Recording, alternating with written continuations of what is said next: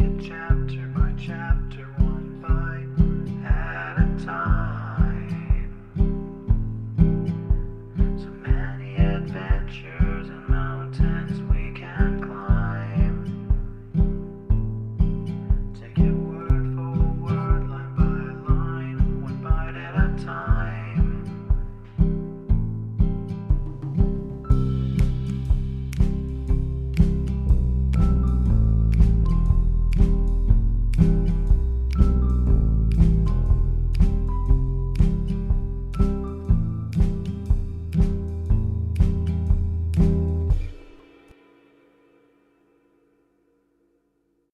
Welcome to Bite at a Time Books, where we read you your favorite classics one bite at a time.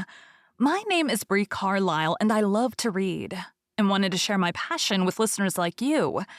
If you want to know what's coming next and vote on upcoming books, sign up for our newsletter at biteatatimebooks.com. You'll also find our new t-shirts in the shop, including podcast shirts and quote shirts from your favorite classic novels. Be sure to follow my show on your favorite podcast platform so you get all the new episodes. You can find most of our links in the show notes, but also our website, biteatatimebooks.com, includes all of the links for our show, including to our Patreon to support the show, and YouTube, where we have special behind the narration of the episodes. We're part of the Bite at a Time Books Productions Network. If you'd also like to hear what inspired your favorite classic authors to write their novels, and what was going on in the world at the time, check out the Bite at a Time Books Behind the Story podcast, wherever you listen to podcasts. Please note, while we try to keep the text as close to the original as possible, some words have been changed to honor the marginalized communities who've identified the words as harmful, and to stay in alignment with Bite at a Time Books' brand values. Today we'll be continuing Les Miserables by Victor Hugo. Chapter 5. The Quid Obscurum of Battles. Everyone is acquainted with the first phase of this battle, a beginning which was troubled, uncertain, hesitating, menacing to both armies, but still more so for the English than for the French. It had rained all night. The earth had been cut up by the downpour. The water had accumulated here and there in the hollows of the plain as if in casks.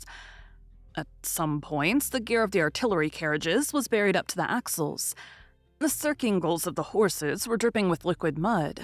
If the wheat and rye trampled down by this cohort of transports on the march had not filled in the ruts and strewn a litter beneath the wheels, all movement, particularly in the valleys, in the direction of Papelotte, would have been impossible. The affair began late. Napoleon, as we've already explained, was in the habit of keeping all his artillery well in hand, like a pistol, aiming it now at one point, now at another of the battle. And it had been his wish to wait until the horse batteries could move and gallop freely.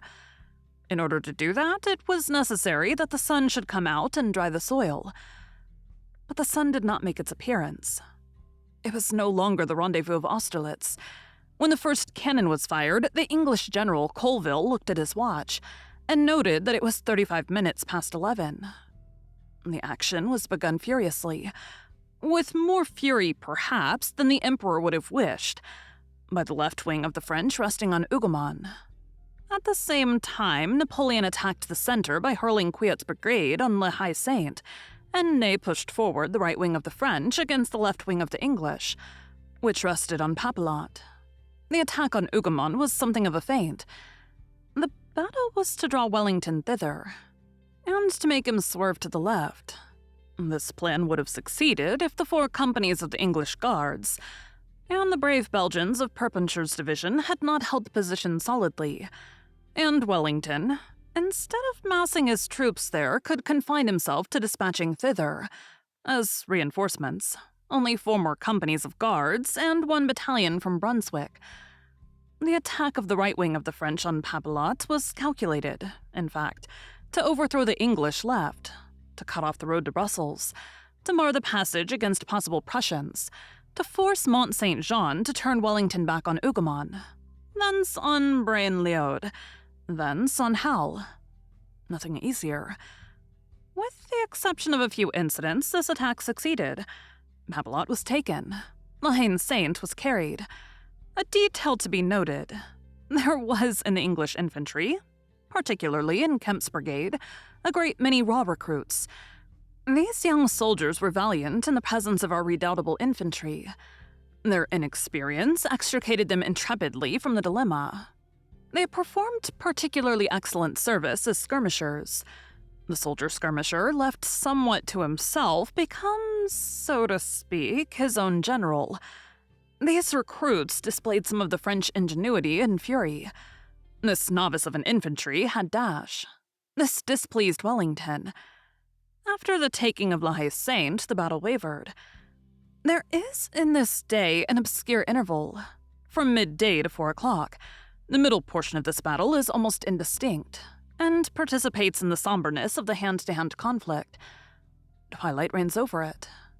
We perceive vast fluctuations in that fog, a dizzy mirage, paraphernalia of war almost unknown today, pendant callbacks, floating sabretaches, crossbelts, carriage boxes for grenades, hussar dolmens, red boots with 1,000 wrinkles, heavy shakos garlanded with torsades, the almost black infantry of Brunswick mingled with the scarlet infantry of England, the English soldiers with great white circular pads on the slopes of their shoulders for epaulets, the Hanoverian light horse with their oblong casques of leather, with brass hands and red horsetails, the Scotch with their bare knees and plaids, the great white gaiters of our grenadiers.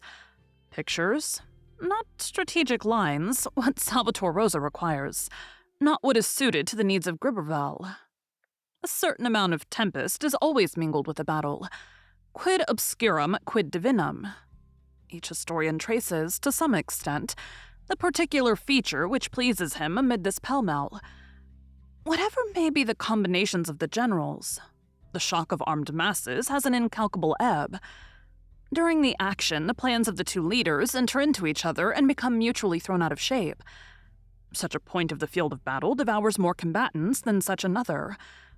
Just as more or less spongy soils soak up more or less quickly the water which is poured on them, it becomes necessary to pour out more soldiers than one would like, a series of expenditures which are the unforeseen. The line of battle waves and undulates like a thread. The trails of blood gush illogically. The fronts of the armies waver. The regiments form capes and gulfs as they enter and withdraw. All these reefs are continually moving in front of each other. Where the infantry stood, the artillery arrives. The cavalry rushes in where the artillery was. The battalions are like smoke. There was something there. Seek it. It has disappeared. The open spots change place. The somber folds advance and retreat. A sort of wind from the sepulchre pushes forward, hurls back, distends, and disperses these tragic multitudes. What is a fray? An oscillation? The immobility of a mathematical plan expresses a minute, not a day. In order to depict a battle, there is required one of those powerful painters who have chaos in their brushes. Rembrandt is better than Vandermeulen. Vandermeulen, exact at noon, lies at 3 o'clock. Geometry is deceptive. The hurricane alone is trustworthy.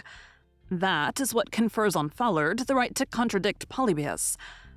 Let us add that there is a certain instant when the battle degenerates into a combat, becomes specialized, and disperses in innumerable detailed feats, which, to borrow the expression of Napoleon himself, belongs rather to the biography of the regiments than to the history of the army.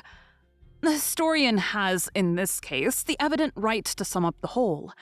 He cannot do more than seize the principal outlines of the struggle, and it is not given to any one narrator, however conscientious he may be, to fix, absolutely, the form of that horrible cloud which is called a battle.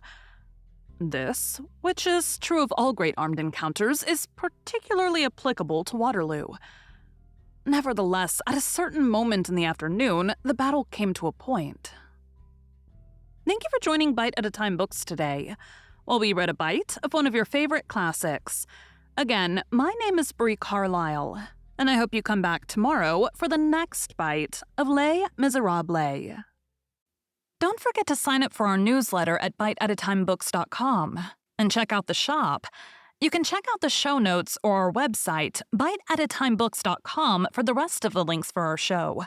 We'd love to hear from you on social media as well.